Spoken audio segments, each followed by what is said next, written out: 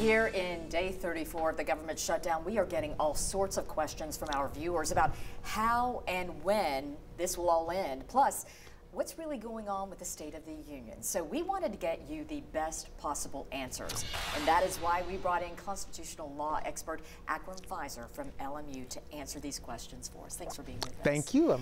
Let's begin with talking about the State of the Union. The President has already said, yes, he will hold off on the State of the Union until after the government opens back up. But the question we're hearing is, does the President even have to give a State of the Union address?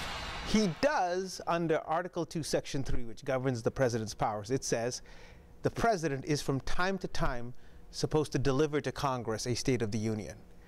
President Washington would do that in person, but it was stopped by President Jefferson, who thought it seemed too monarchical. And basically from President Jefferson's time right up till Woodrow Wilson in 1913, no president made a live address to Congress like they do today.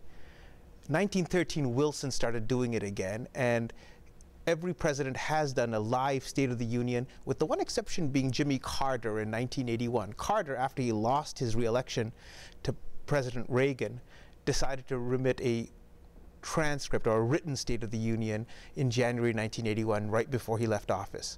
So the truth is, the President must deliver a State of the Union from time to time, but the form of the deliverance is up to him, and he could deliver, should he wish, a written State of the Union. The reality is, though, presidents like to deliver a live State of the Union because it's a good means of furthering a president's political agenda, because he has a large television audience and the rest. And we have so many other ways in which they can see it: television and obviously on social media and other platforms these days. Let's talk about another question from a viewer, and they ask, can congressional Democrats keep the President from delivering a State of the Union if he wants to? They can't keep him from delivering a State of the Union, because the President has the right to remit or submit a written State of the Union, or do so, for example, from the White House, or do so from the Oval Office.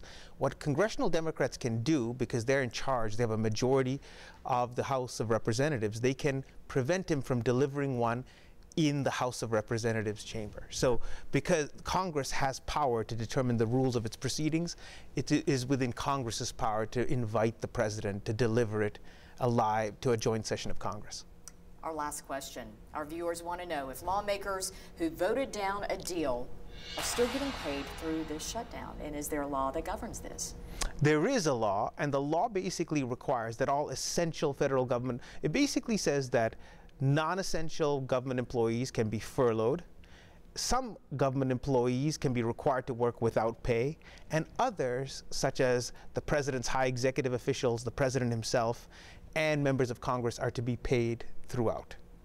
And let's not be penny wise, pound foolish. The last thing we need, for example, is an unpaid congressman to make a desperate legislative decision, right? So I recognize it seems frustrating to many federal workers that they're not getting paid while congressmen are getting paid, but I think it's the better public policy to make sure that all congressmen aren't strapped for cash at this moment. Well, you asked the questions and we got the answer.